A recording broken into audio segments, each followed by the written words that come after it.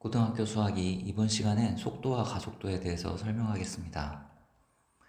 서울에서 부산까지 거리가 400km이고 가는데 4시간이 걸렸다면 얼마의 속도로 갔을까요? 중학교 속도 문제인데요. 속도는 시간분의 거리로 구한다고 했죠. 그래서 4분의 400, 100이 됩니다. 단위는 km/s가 되겠습니다. 속도는 시간분의 거리, 중학교 때 배운 공식이죠. 여기서 시간은 시간의 변화량을 뜻합니다. 거리는 거리의 변화량을 뜻합니다. 따라서 시간의 변화량분의 거리의 변화량이 속도가 되겠습니다. 이것을 우리가 미분 단원에서 배운 기호로 쓰면 시간의 변화량 델타 t분의 거리의 변화량 델타 x로 쓸 수 있습니다. 델타 t분의 델타 x로 구한 속도를 우리는 평균 속도라고 부릅니다. 위의 예에서 서울에서 부산까지 평균 100km/s로 4시간 동안 달렸다는 것을 뜻합니다. 시간에 따른 위치를 함수로 표현하고 이것으로 속도를 구해봅시다. 점 P의 시각 T에서의 위치를 x는 ft 이렇게 표시하는 것입니다. 위의 문제로 예를 들면 지도에 이렇게 지나가는 어떤 비행기가 있다고 합시다. 여기가 서울인데요. 서울의 위치는 T가 0일 때의 위치, 그래서 x는 f0 이렇게 표현하면 되겠습니다. 여기가 부산인데요. T가 4일 때 부산에 있습니다. 위치는 x는 f4 이렇게 표시하면 되겠습니다. 이 사이의 거리가 400km라는 뜻입니다. 이것을 이용하면 위에서 구한 속도는 4 빼기 0, 시간의 변화량이죠. 4시간 걸렸습니다. f4에서 f0를 뺀 이것이 위치의 변화량 400입니다. 이렇게 계산한 것이 속도입니다. 만약 시각이 t에서 t 플러스 델타 t까지 변한다고 한다면 위치는 ft에서 f의 t 플러스 델타 t까지로 변하게 됩니다. 따라서 위치의 변화량은 f의 t 플러스 델타 t에서 ft를 뺀 값입니다. 이것을 통해 평균 속도 델타 t분의 델타 x를 구하면 분모는 그대로 델타 t고 분자 위치의 변화량이 f의 t 플러스 델타 t 마이너스 ft가 됩니다. 미분에서 배웠던 평균 변화율식과 같습니다. 델타 t분의 델타 x에 앞에 델타 t를 0으로 보내는 극한을 취합니다. 그러면 평균 변화율의 극한을 취한 것과 같고 이것을 우리는 v라고 표시하고 이 v를 점 p의 순간 속도라고 부릅니다. 델타 t가 0으로 가니까 시간 간격이 0으로 가는 것이죠. 그 순간의 속도를 이야기합니다. 이 순간 속도의 식을 보면 미분계수식하고 똑같죠. 따라서 이것은 f't입니다. x가 ft였죠. f't는 x't와 같습니다. x't는 dx dt로 쓸 수도 있죠. 미분에서 배웠습니다. 이것을 우리는 일반적으로 속도라고 부릅니다. 중학교 때 배운 속도는 평균 속도이고 지금 정의한 순간 속도를 우리는 일반적으로 속도라고 부릅니다.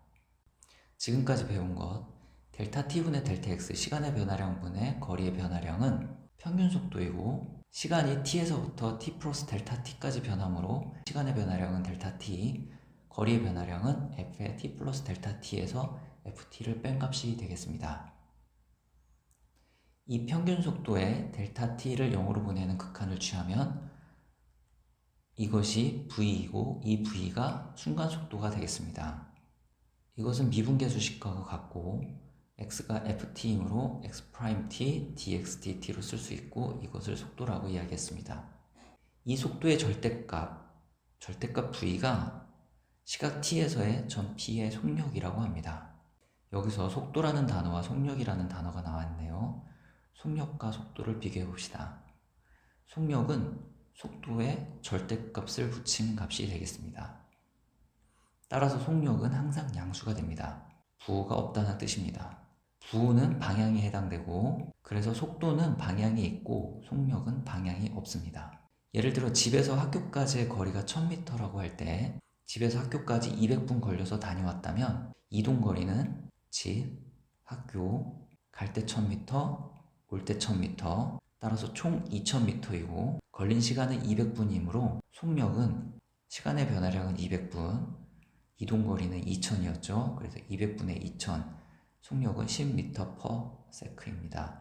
하지만 속도는 방향도 고려해야 하므로 가는 방향, 오는 방향까지 고려해야 합니다. 여기서는 갔다가 왔으므로 위치에 변화가 없습니다. 따라서 속도는 시간은 100분이 흘렀지만 위치는 변하지 않았으므로 갔다가 왔으니까 제자리입니다.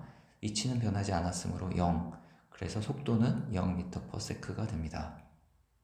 이것의 속도를 0으로 보낸 극한값이 속도이고 이 속도는 순간 속도를 이야기합니다. 이것은 미분계수의 정의와 같으므로 dx dt로 쓸 수 있고 이것이 바로 일반적으로 이야기하는 속도가 되겠습니다. 이 속도를 가지고 시간의 변화량분의 속도의 변화량을 구해서 델타 t를 0으로 보내는 극한값을 구하면 이것 역시 미분계수의 정의식과 같죠. 따라서 dv dt로 쓸 수 있고 이렇게 구한 값을 우리는 a로 표시합니다. 이 값을 우리는 가속도라고 부릅니다. 지금까지 배운 것을 정리합시다. 속도와 가속도. 수직선 위를 움직이는 점 P의 시각 T에서의 위치 x가 x는 ft로 주어질 때 이 x를 t로 미분한 값, 이것이 속도고 이 속도를 t로 미분한 값은 가속도가 되겠습니다. 이렇게 미분으로 구한 속도는 순간 속도를 이야기하고 이 순간 속도가 일반적으로 속도를 의미합니다. 속력은 속도에 절대값을 붙인 값이고 그래서 속도는 방향이 있고 속력은 방향이 없습니다. 속도는 플러스나 마이너스 부호를 가질 수 있고 속력은 항상 플러스입니다. 그래서 속도는 방향이 있고 속력은 방향이 없습니다. 방향과 크기가 있는 양을 벡터량이라고 부르고 방향이 없고 크기만 있는 양을 스칼라량이라고 부릅니다. 속도는 벡터량이고 속력은 스칼라량입니다. 참고로 알아두기 바랍니다. 예를 들어 보겠습니다. 수직선 위를 움직이는 점 P의 시각 T에서의 위치 x가 이렇게 표현될 때 t = 1에서 속도와 가속도를 구하는 문제입니다.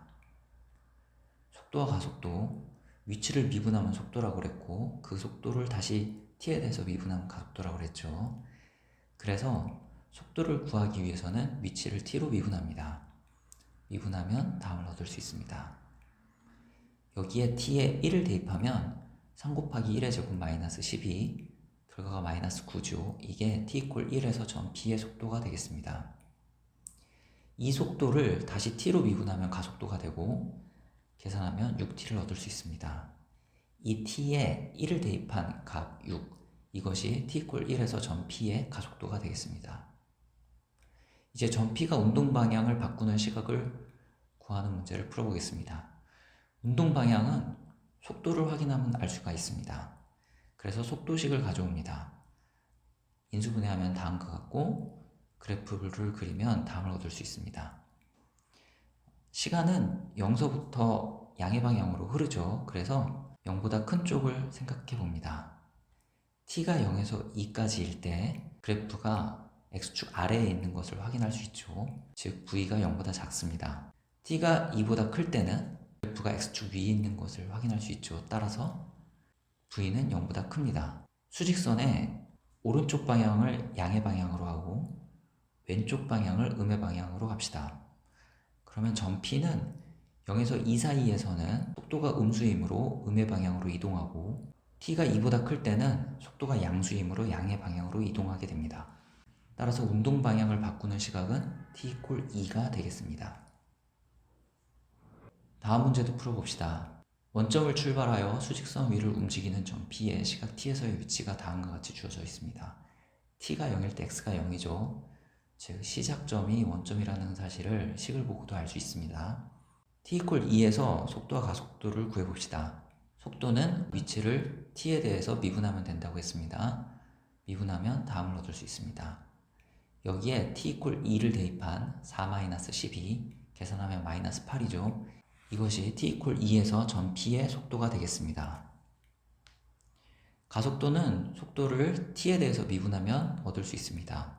위의 식 4-6t를 t에 대해서 미분하면 마이너스 6이죠. 따라서 가속도는 시간에 관계없이 언제나 마이너스 6입니다. 따라서 t = 2에서 점 P의 가속도도 마이너스 6이 되겠습니다. 점 P가 운동 방향을 바꾸는 시각을 구하라는 문제인데요. 이런 문제는 속도를 확인하면 된다고 그랬죠. 속도 v는 4-6t, 이것을 가져와서 그래프를 그려봅니다. 그래프는 다음과 같습니다. 시간은 0초에서부터 쭉 흘러가죠. 그래서 t는 0보다 큰 쪽만 생각하면 되겠습니다. 그리고 이 파란 직선의 x절편은 3분의 2가 됩니다. t가 0에서부터 3분의 2까지일 때 그래프는 x축 위에 있죠. 따라서 v는 0보다 큽니다. t가 3분의 2보다 클 때는 그래프는 x축 아래에 있죠. 따라서 속도는 0보다 작습니다. 결국 시간이 0에서부터 3분의 2까지일 때 속도가 양수이므로 점 p는 오른쪽으로 이동하고 t가 3분의 2보다 클 때는 속도가 음수이므로 점 p는 왼쪽으로 이동하게 됩니다. 따라서 점 p의 운동 방향이 바뀌는 시각은 3분의 2가 되겠습니다.